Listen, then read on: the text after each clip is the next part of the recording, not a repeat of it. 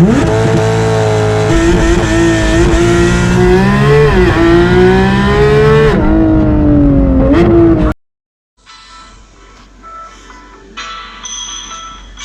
can physics help this cyclist get to the top of the hill?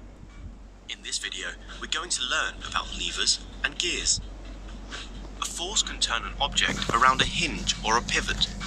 For example, opening a door uses a turning force. The door turns around the hinges. This turning force is known as the moment of the force. For more information on moments, watch this video. The moment of a force depends on the size of the force and the distance between the force and the pivot. The greater the distance between the force and the pivot, the greater the moment of the force.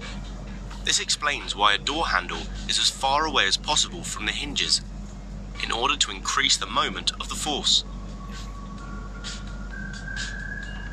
Levers are simple machines or mechanisms that make work easier to do. They use moments to reduce the force needed to perform a task. Levers are sometimes called force multipliers. Pause the video to discuss why you think they are called this. Levers increase the size of the moment of a force. Gears are wheels with teeth on the edges that fit together. They transmit power from one part of a machine to another part. So in a bike, they take the power from the pedals to the back wheel. Gears rotate on an axle at their center. As one gear rotates, the other gear rotates in turn. You can connect as many gears as you want and only need to power the one gear to turn all the other gears. If the first gear turns clockwise, then the second anti-clockwise, and the third clockwise again. The original gear is called the driver, and the other gears are said to be driven. Gears act as levers. They make work easier to do. They use moments. A force transmitted to a larger gear causes a bigger moment because the distance is larger. This is helpful when cycling or driving up a hill, compared with going downhill and quickly. To cycle uphill, you select the lower gear, which is a larger gear wheel.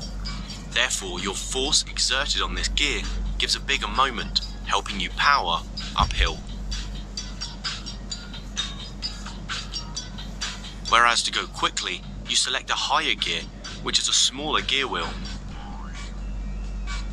Your force gives a smaller moment, but turns the wheel much more quickly. Let's look at an example. The force that is exerted on gear A will be the same as the force that also acts on gear B, but the moments will be different. So start by working out the force that's being exerted on gear A, and then use this force for B to calculate the moments acting on B. Pause the video and give it a go. Did you get it right?